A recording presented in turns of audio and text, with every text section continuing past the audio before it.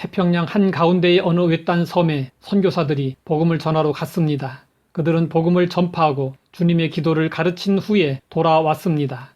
1년 후 선교사들은 이 섬 사람들이 신앙생활을 제대로 하고 있는지 확인하기 위하여 섬을 다시 방문하기로 했습니다.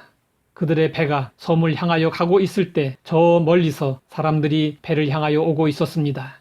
그들은 물 위를 그냥 걸어오고 있었습니다. 선교사들은 눈이 휘둥그레질 수밖에 없었습니다. 섬 사람들이 뱃전에 와서 말했습니다. 선교사님들 안녕하셨습니까? 얼마나 기다렸는데요. 선교사들은 물 위를 걸어온 사람들에게 질려서 정신을 못 차리고 있었는데 그들은 계속 말했습니다. 사실은 가르쳐 주신 주님의 기도를 다 잊어버리고 첫 구절밖에 기억을 못 하거든요. 그래서 그 구절을 가지고 기도했는데 이제 오셨으니 다음 구절들을 가르쳐 주십시오. 그 섬 사람들은 1년 동안 하늘에 계신 우리 아버지만 반복했던 것입니다. 선교사들은 감동하여 말했습니다. 그냥 그렇게 기도하십시오. 다음 구절을 아실 필요가 없습니다. 선교사들은 물 위를 걸어 섬으로 돌아가는 사람들을 보면서 이 섬에 자신들이 있어야 할 필요가 없다는 것을 깨닫고는 섬에 내리지도 않고 배를 돌려 되돌아갔습니다. 이 이야기가 주는 교훈은 무엇일까요? 진짜 믿음에는 역사가 나타난다는 것입니다.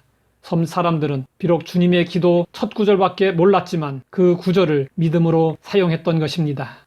그들은 매일 하늘에 계신 우리 아버지를 믿음으로 불렀던 것입니다. 그 결과 그들에게 물 위를 걷는 기적이 일어났지만 그 사람들은 그것이 기적이라는 것도 몰랐던 것입니다. 믿음의 삶을 살았던 선진들을 보면 기적 사건이 일상과 같았던 큰 믿음의 사람이요 위대한 신앙 고백과 기도의 사람들이었습니다.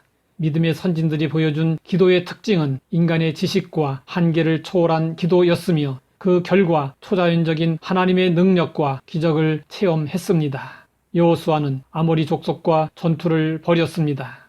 아모리 족속은 이스라엘이 가나안 땅을 차지하게 될 때 죄의 오염을 막기 위해서 진멸해야 할 대상이었고 따라서 아모리 족속과의 전쟁은 하나님의 뜻을 이루기 위한 것이었습니다.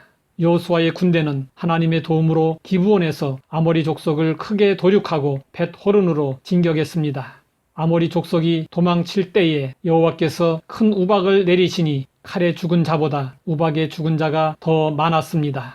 이제 승리가 눈앞에 다가왔습니다. 그런데 저녁이 되어 해가 지고 있었습니다. 해가 지면 완전한 승리를 거둘 수 없었습니다. 그때 여호수아의 위대한 믿음의 기도가 시작되었습니다. 태양아 너는 기브온 위에 머무르라. 달아 너도 아얄론 골짜기에서 그리할지어다. 여호수아의 기도는 준엄한 명령과도 같은 기도였습니다. 그 결과 태양이 기브온 위에 머무르고 달도 아얄론 골짜기에 머무르는 초자연적인 기적 역사가 일어나게 되었습니다. 인류 역사상 전대미문의 사건이 일어난 것입니다. 그 결과 여호수아의 군대는 완전한 승리를 하게 되었습니다. 하나님은 여호수아의 창의적이고 도전적인 믿음을 받으시고 대적을 치기까지 태양과 달이 멈추도록 하셨습니다. 그러면 왜 하나님은 자연의 법칙을 거스르면서까지 여호수아의 기도에 응답하셨을까요? 그것은 여호수아의 기도가 하나님의 마음에 합한 기도였기 때문이었습니다. 여호수아는 하나님을 100% 신뢰했습니다. 여호수아는 자신의 지혜와 지략으로 싸우지 않고 하나님의 말씀에 순종했습니다. 또한 자신의 영광이 아니라 하나님의 영광을 위하여 싸웠습니다. 오늘 우리는 영적인 아모리 족속과 싸우고 있습니다. 죄와 사망, 술취함, 방탕, 음란, 우상 숭배, 세속주의, 인본주의와 싸우고 있습니다. 우리가 승리하려면 전능하신 하나님의 능력을 전적으로 믿고 온전한 믿음으로 기도해야 합니다.